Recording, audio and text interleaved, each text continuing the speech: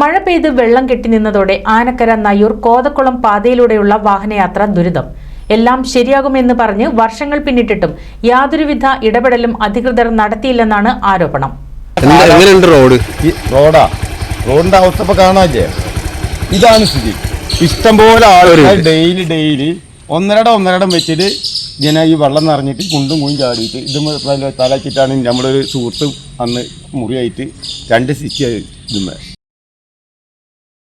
റോഡിലെ കുഴിയിൽ വെള്ളം കെട്ടിനിന്നും തകർന്ന ഭാഗം ഒഴിവാക്കി വാഹനങ്ങൾ ദിശ മാറി സഞ്ചരിക്കുന്നത് നിരവധി അപകടങ്ങൾക്ക് കാരണമാകുന്നുണ്ട്.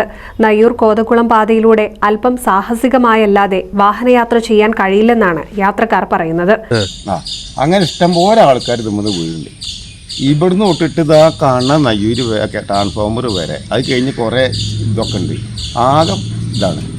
ഒരുപാട് പരാതികൾ പറഞ്ഞ് ഈ പരാതി ആരും ഉൾക്കൊള്ളാൻ തയ്യാറില്ല.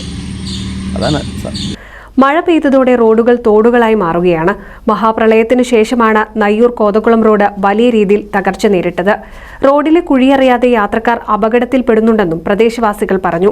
പരാതി ശക്തമാകുമ്പോൾ താൽക്കാലികാശ്വാസമായി അധികൃതർ ഇടപെട്ട് കോർവേസ്റ്റ് കൊണ്ടുവന്ന് കുഴികൾ മൂടുകയല്ലാതെ ശാശ്വതമായ പരിഹാരം കാണാൻ ഇതുവരെ കഴിഞ്ഞിട്ടില്ലെന്നാണ് നാട്ടുകാരുടെ പരാതി. പ്രളയ ഫണ്ട് ഉപയോഗിച്ച് നയ്യൂർ കോതക്കുളം റോഡ് നവീകരിക്കാൻ എസ്റ്റിമേറ്റ് തയ്യാറാക്കിയിരുന്നെങ്കിലും ഇതുവരെ ഒന്നും നടപ്പായില്ലെന്ന ആക്ഷേപവുമുണ്ട്.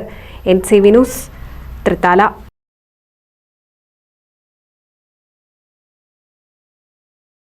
വിക്ടറി ITI എടപ്പാൾ ബ്രാഞ്ചിലേക്ക് SSLC+2 കഴിഞ്ഞവർക്ക് കേരള ഗവൺമെന്റ് PSC അംഗീകൃത 1 വർഷ 2 വർഷ ITI കോഴ്സുകൾക്കും 2 വർഷ KGCE എഞ്ചിനീയറിംഗ് കോഴ്സുകൾക്കും അഡ്മിഷൻ ആരംഭിച്ചിരിക്കുന്നു. Victory ITI, Kuttippuram road, Edappal.